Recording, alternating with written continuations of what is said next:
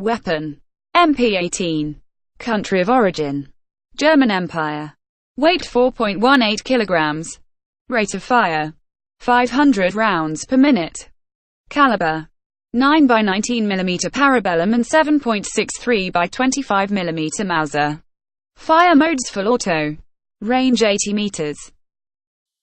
What became known as the submachine gun had its genesis in the early 20th century, and developed around the concepts of fire, movement, and infiltration tactics, specifically for clearing trenches of enemy soldiers, an environment within which engagements were unlikely to occur beyond a range of a few feet.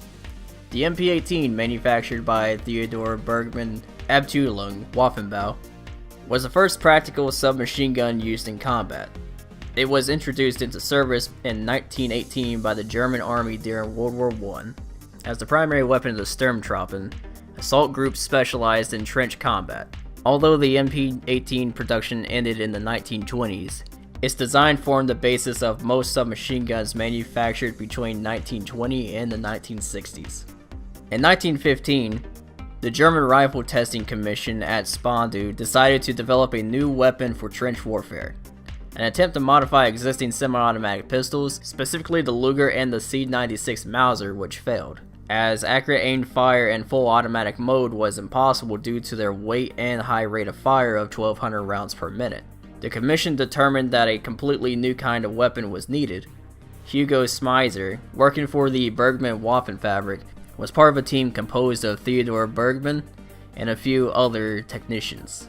They designed a new type of weapon to fulfill the requirements, which was designated the Machine Pistol 18I. It is not clear what the I designation is intended to indicate, although its successor, the MP28, was designated the Machine Pistol 28II.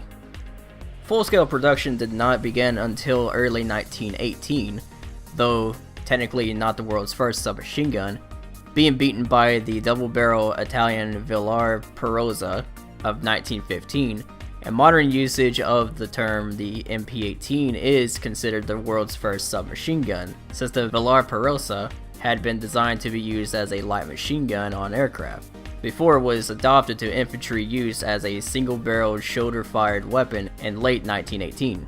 The MP18 primarily served in final stages of World War I in 1918, especially in the Kaiserschlag offensive.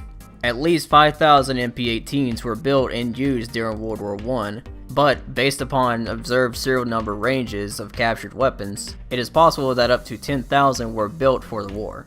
A common myth is that the Treaty of Versailles banned the production and use of the MP18 by Germany. In fact, the treaty only limited the number of machine guns that Germany was permitted to stockpile, and no mention is made of machine pistols or the MP18 in particular. Since the treaty allowed the Weimar Republic to keep a small quantity of submachine guns for police use, a few hundred MP18s were modified to accept Schmeisser's original 20-round magazine design. This modification, conducted by Heinel Waffenfabrik, required removal of the existing magazine well collar and replacement with a different one. These weapons were overstamped with the date 1920 on the receiver and magazine well to show they were legitimate weapons owned by the Weimar Republic and not war bringbacks or clandestine weapons.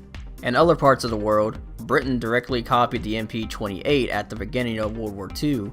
The result was the Lanchester submachine gun, which saw service with the Royal Navy.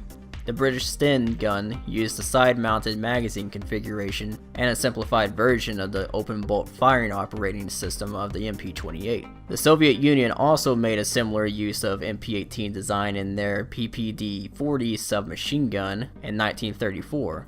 Further development of the PPD-40 led to the simplified and mass-produced PPSH-41. In the video game side of things, in Battlefield, the MP18 has appeared twice now. First way back in the very first Battlefield game, 1942, and now more recently Battlefield 1, where it was first used in war.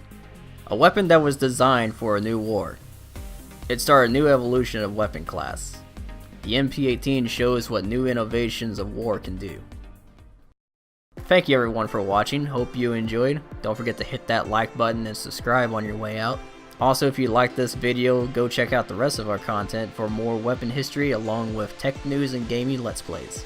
And also follow us on Twitter and like us on Facebook. I've been Defeats Maverick. I'll see you on the next one.